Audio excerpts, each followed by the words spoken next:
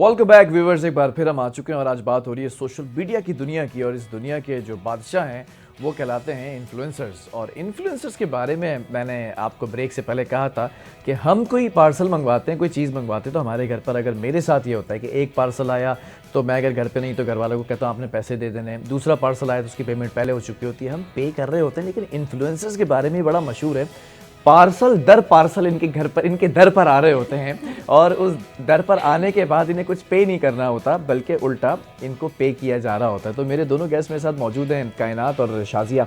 ज़रा बारी बारी सवाल कर लेते हैं। कायनात, ऐसा होता है कि घर पे पार्सल पार्सल पार्सल आए जा रहे हैं, घर वाले तंग हो जाते हैं कि इतने पार्सल आ रहे हैं? बिल्कुल ऐसा ही है, हमारे तो घर वाले परेशान हो जाते हैं, कभी कभी हम भी परेशान हो जाते हैं कि इतने पार्सल मंगवा लिए। अब कहाँ से आ गया? हाँ, अब कहाँ से आ गया। और फिर पार्सल ऑफ कोर्स वो सस्ते तो होते नहीं है, कुछ ना कुछ मंगवा रहे होते हैं, तो हमारी आधी सैलरी तो पार्सल्स में ही चली जाती है। लेकिन ये तो हो गई अलग बात, सैलरी वाली। वो जो पीआर पैकेज आता है उन पार्सल्स की बात कर रहा हूँ मैं। वो तो ब्लॉगर्स को बहुत मिलते हैं, बहुत अच्छे मिलते हैं वो, बहुत ज़्यादा। और वो सिर्फ ना उससे जो है ना फ़ायदा उठा रहे हैं, फैमिलीज भी, दोस्त वगैरह सभी फ़ायदा उठा रहे होते हैं। कभी स्किन केयर प्रोडक्ट आ गया तो पूरी फूफियाँ, चाचियाँ, मामियाँ, ताइयाँ सब लेके जा रही हैं। कभी जो है घर में कोई ऐसे ड्रेसेस आ गए तो वो छोटी बहनें भी पहन रही हैं।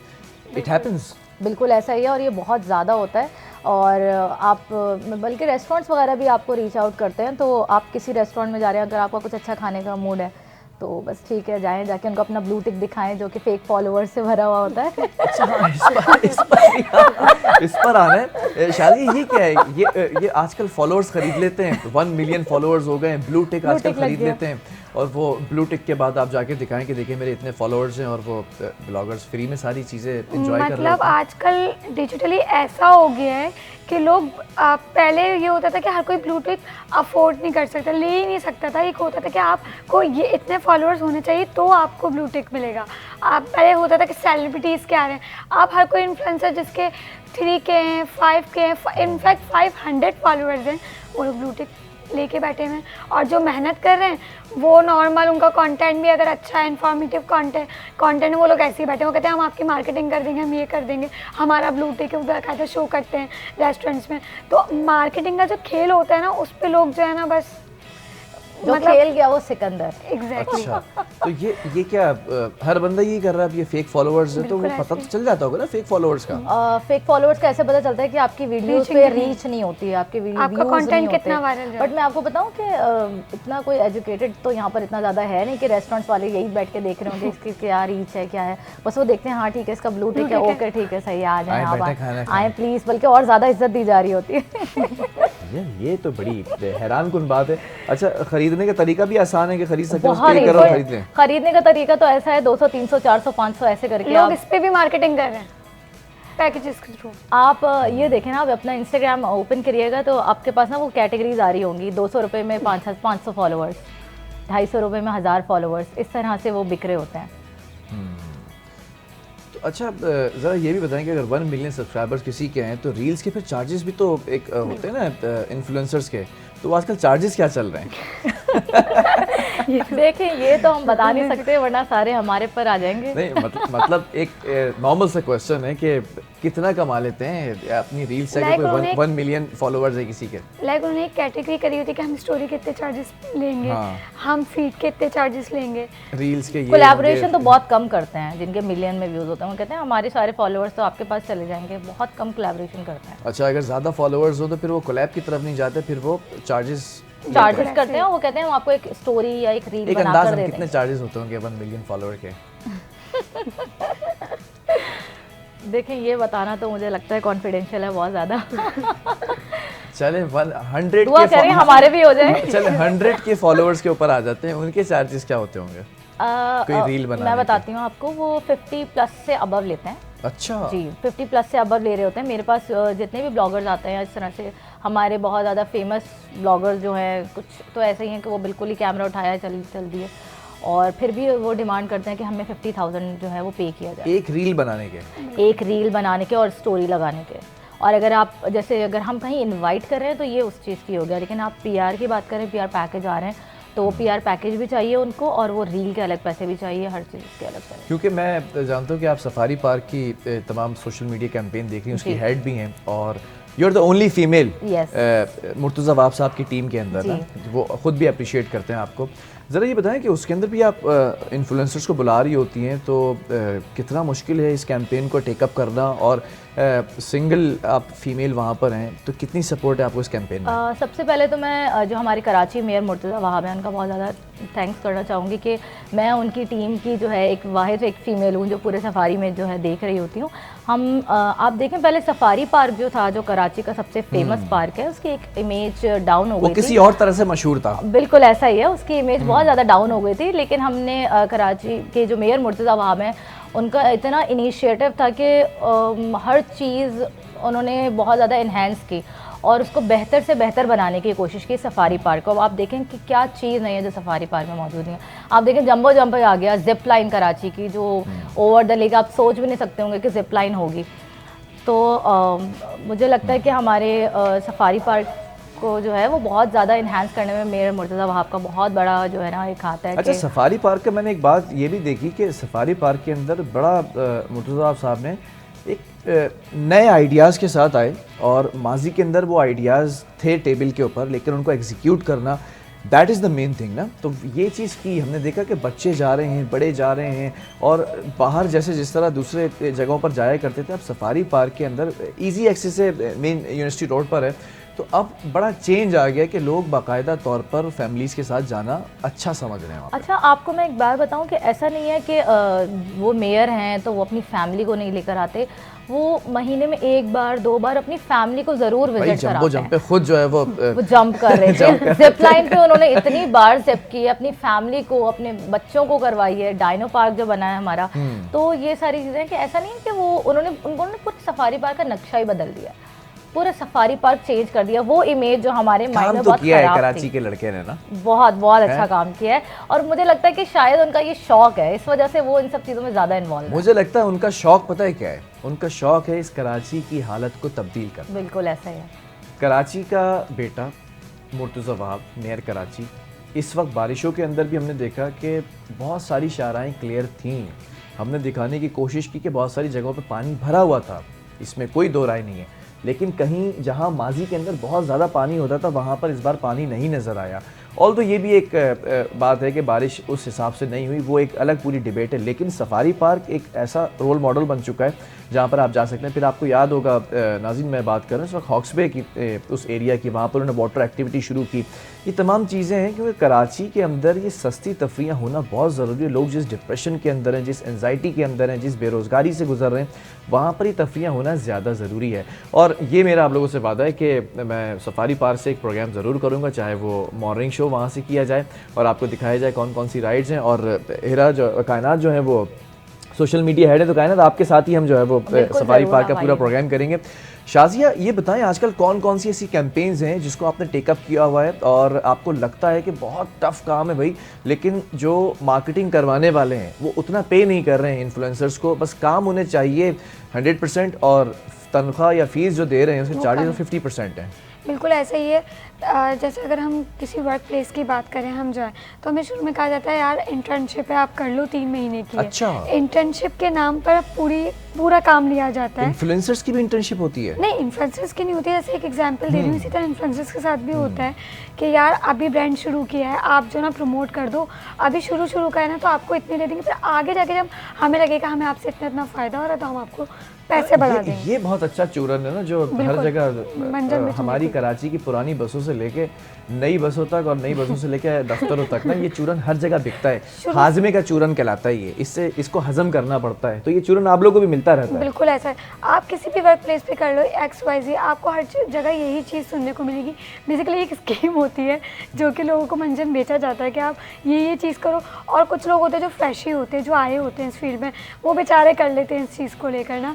और इस तरह इन्फ्लुएंसर मार्केटिंग में होते हैं जिनके फॉलोअर्स कम होते हैं, उनको खुद भी एक तरीके से नीड होती है प्रमोशन की, तो वो क्या करते हैं, वो चीज़ पे मान जाते हैं। मुझे ऐसा लगता है कि नहीं, लोगों को नहीं करना चाहिए, क्योंकि वो अपनी चीज़ दे रहे हैं, आप किसी को प्रमोशन के थ्रू दे रहे हो तो वो आप गलत कर। बट मुझे बिलाल, मुझे ये लगता है कि हमारे पास ना जैसा सोशल मीडिया चल रहा है ना, तो उसमें ये होता है कि 5000 अगर किसी के फॉलोअर्स हैं, ठीक है, अल्हम्दुलिल्लाह, ओके, अगर किसी के 5000 फॉलोअर्स हैं, ठीक है, और उसका फेस इंस्टाग्राम को पसंद आ रहा है या टिकटॉक को पसंद आ रहा है, यानी कि ये जो अगर वो रील डाल रहा है और अगर वो अच्छी चली गई तो उसके मिलियन व्यूज़ में भी होते हैं। तो मुझे लगता है कि आप सेलिब्रिटीज़ की तरफ जाने का ये रास्ता भी अच्छा है, मुझे लगता है अच्छा, सेलिब्रिटी बनने का। अब सेलिब्रिटीज का आजकल हर नाम, कोई सेलिब्रिटी है।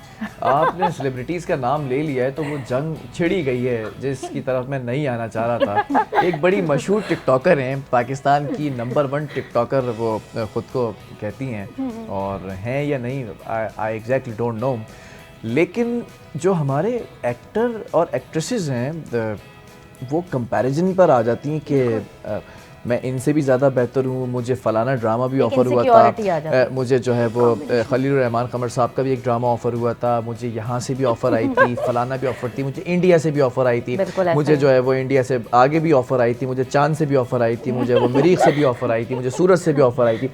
ये इनसिक्योरिटी क्यों है? वाई? ये इंडिविजुअली है या कलेक्टिवली सब इन्फ्लुएंसर्स की तरफ है ये चीज़? एक ह्यूमन नेचर है आई गेस।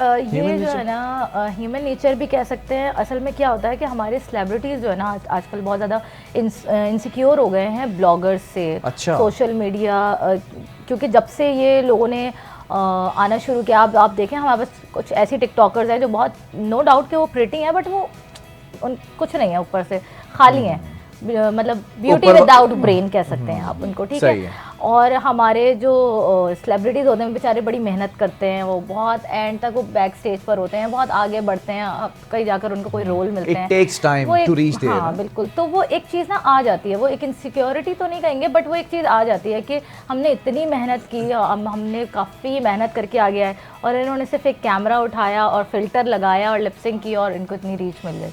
तो ये चीज़ एक कह सकते हैं कि ये कंपटीशन है जिस पे जेलसी तो मैं नहीं कहूँगी, इनसिक्योरिटी भी नहीं कहूँगी, बट ये ह्यूमन नेचर है। कायनात, हर शख्स की अपनी अपनी एक वैल्यू है, अपनी जगह, और उस चीज़ को रिप्लेस नहीं किया जा सकता। जो हमारे एक्टर और एक्ट्रेसेस हैं या जो आर्टिस्ट हैं हमारे, वो बड़ी मेहनत से काम करते हैं और बड़ा उन्होंने 30-30, 40-40 साल लगाकर काम किया है। जो उनके पास चीज़ें हैं, जो उनके पास तजुर्बे हैं, वो शायद आपको या मुझे 1-1.5 साल के अंदर सोशल मीडिया यूज़ करने से नहीं आ सकते ना। इसी तरह जो सोशल मीडिया के लोग हैं, इनके पास जो हैंडलिंग के तरीक़ेकार हैं कि किस तरह से ग्रैब करना है आपने व्यूवर्स को, किस तरह से आपने अट्रैक्ट करना है अपने मार्केटिंग के लोगों को, ब्रांड्स को, वो शायद उसके ऊपर वर्किंग नहीं करते। Is that true? बिल्कुल ऐसा ही है। वो असल में सिर्फ अपनी जर्नी देख रहे होते हैं और वो अपना काम कर रहे होते हैं ज़्यादातर। बट जो आजकल ब्लॉगर्स एंड इन्फ्लुएंसर्स ये क्यों इतने हाईलाइट भी हो जाते हैं, पॉपुलर हो जाते हैं, क्यों? क्योंकि इन्हें टेक्निक्स बहुत अच्छे से आती हैं। मुझे लगता है कि इन्हें सोशल मीडिया मार्केटिंग या सोशल मीडिया को से खेलना आ गया बहुत अच्छी तरीके से। आप देखें छोटे से छोटा बच्चा है, वो इतनी व्यूज़ ले जाता है, और वही जो एक्टर्स हैं हमारे, उनके इतने व्यूज़ नहीं होते जो इतने छोटे बच्चे के व्यूज़ हो जाते हैं। जैसे कि आप we should accept the reality. मैं व्यूअर्स को हमेशा कहता हूँ कि हमेशा हर दौर के अंदर एक चेंज आता रहा है। हम रेडियो की दुनिया से, जहाँ पर सिर्फ आवाज़ का जादू चलता था, तस्वीर की दुनिया में आए, टेलीविज़न के अंदर, फिर तस्वीर की दुनिया से निकल कर अब हम एक मोबाइल फ़ोन पर आ चुके हैं जहाँ पर सोशल मीडिया है।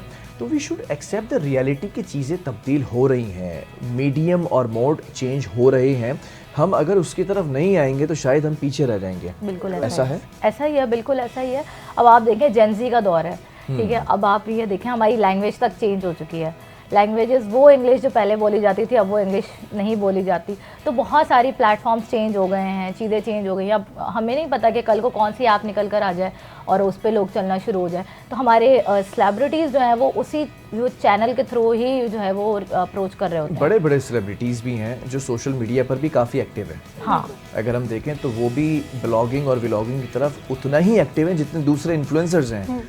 क्योंकि ऐसा लगता है कि उन्होंने इस चीज़ को, इस रियलिटी को एक्सेप्ट कर लिया है। बिल्कुल बिल्कुल। इस मीडियम से यहाँ पर आना पड़ेगा इस एज के अंदर ही, तब हम जाके आगे और 10 साल सर्वाइव कर सकेंगे। बिल्कुल ऐसा ही है, क्योंकि देखें यही तरीका है ना, आपको रियलिटी एक्सेप्ट करनी पड़ेगी। क्योंकि हम अब पहले जैसे नहीं बन सकते, क्योंकि जो है हम उसी चीज़ को ही लेके चलते रहे। पहले फ़ोन हमारे पास कीपैड फ़ोन थे, अब टच मोबाइल आ गए, अब हमें नहीं पता कि आगे क्या होने वाला है। तो जो है अगर आप अपने आप को जो है ना अपने जगह, अपनी एनवायरनमेंट के हिसाब से ख़ुद को आपको चेंज करना चाहिए। ठीक है शाज़िया, ये बताएं कि एक इन्फ्लुएंसर की ज़िंदगी कितनी मुश्किल होती है। हर वक्त क्या फ़ोन कॉल्स आते रहते हैं कि ये ब्रांड भी प्रमोट करना है, ये भी करना है, और फिर कोई कैंपेन जैसे आप टेकअप करती हैं कैंपेन्स, तो फिर ये इन्फ्लुएंसर ढूंढना है, वो गायब हो जाता है, उसकी बिल्कुल। डेट्स नहीं मिल रही हैं, उसने अपनी रील बना के नहीं डाली है, उसने स्टोरीज नहीं लगाई हैं, स्टोरी लगाई तो गलत जगह टैग कर दी है, तो फिर वो मार्केटिंग हेड को दिखाना है, ये तमाम परेशानी ये होती है। बहुत ज़िंदगी का एक बहुत बड़ा डिप्रेशन होता है। लोगों को लगता है कि यार इन्फ्लुएंसर आया, उसने कैमरा पकड़ा और वो पोस्टिंग हो गई। ऐसा नहीं होता हकीकत, क्योंकि बहुत मुश्किल ये चीज़ होती है कि आपको रात में सोचना है कि यार हमें इस कंटेंट पे काम करना है, ये इस कंटेंट पे काम कर रहा है, तो हमें कंपटीशन देना है, हमें इससे अच्छा और बेहतरीन कंटेंट निकालना है जो कि वायरल हो सके। अच्छा, एक चीज़ और है कि कमिटमेंट हो जाती है पीछे से कि भाई आपको फलां जगह पे हमने बिठाना है, फलां जगह पर हमने आपको इतने ब्लॉगर्स ला दूंगा, वो कमिटमेंट पूरी नहीं होती, तो ये भी एक बड़ा एक ट्रॉमा प्रेशर होता है। होता है, ये बहुत बड़ा प्रेशर होता है, एक डिप्रेशन होता है, क्योंकि लाइक हमें एक कंटेंट क्रिएटर से या ब्लॉगर से अगर हमें कांटेक्ट कर रहे हैं तो उसकी डेट लो, फिर उसकी डेट आगे फॉरवर्ड करो, फिर वहाँ से गो अहेड लो, तो ये चीज़ें बहुत ज़्यादा मुश्किल होती हैं। ये चीज़ें मैनेज करना एक पीआर मैनेजर के लिए सबसे मुश्किल चीज़ होती है। ठीक है जी, चलें, वक्त भी अब कम रह चुका है। मैं चाहूँगा कि जो इन्फ्लुएंसर्स हैं आने वाले, इस वक्त फील्ड में आ रहे हैं या आ चुके हैं, उनके लिए एक मैं चाहूँगा 2 लाइनर आप दोनों की तरफ से मैसेज हो कि किन चीज़ों का ख्याल रखें कि अच्छे इन्फ्लुएंसर बन सकते हैं, और ऑब्वियसली ब्रेड एंड बटर की तरफ आप जा रहे हैं तो ब्रेड एंड बटर भी आप अर्न कर सकते हैं। मेरा तो सारे ही इन्फ्लुएंसर्स हैं, उन सबके लिए यही मैसेज है कि आप अच्छा कंटेंट भी बना सकते हैं, किसी को रोस्ट किए बिना भी, और कुछ गालियाँ दिए बिना भी, और आप क्रिटिसाइज़ ना करें दूसरे लोगों को, आप अपने जो आप करते जा रहे हैं आप वही करें तो ज़्यादा बेटर रहेगा। और अच्छे अच्छे कंटेंट देखते रहें, उनको देख देख के कॉपी करें और अपने आप को और बेटर करने की कोशिश करें। ठीक है, शाजिया? मतलब आप किस तरह लेके चलते हैं अपनी चीज़ को, कंपटीशन नहीं दें, लेकिन एक अपने आप को बेहतर बनाएं सोशल मीडिया के थ्रू। हर चीज़ का एक नेगेटिव भी होता है और एक पॉजिटिव भी होता है, तो आप एक बैलेंस होके चल सकते हैं। आप कंट्रोवर्सी की तरफ जाएं, लेकिन इतना ना जाएं कि वो आपके लिए मसला करे। ठीक है, बहुत बहुत शुक्रिया कायनात हिरा आपका भी और शाजिया खान आपका भी। व्यूवर्स, आपने देखा कि सोशल मीडिया की दुनिया और ये प्रोग्राम भी जब आप शायद हो सकता है कि इसमें से 90% लोग सोशल मीडिया पर ही जाकर देखें, इन दोनों के जो व्यूज़ हैं उनको सुने। सोशल मीडिया एक बेलगाम घोड़ा है, लेकिन उसको लगाम देने के लिए पाकिस्तानी हुकूमत, पाकिस्तानी गवर्नमेंट काम कर रही है।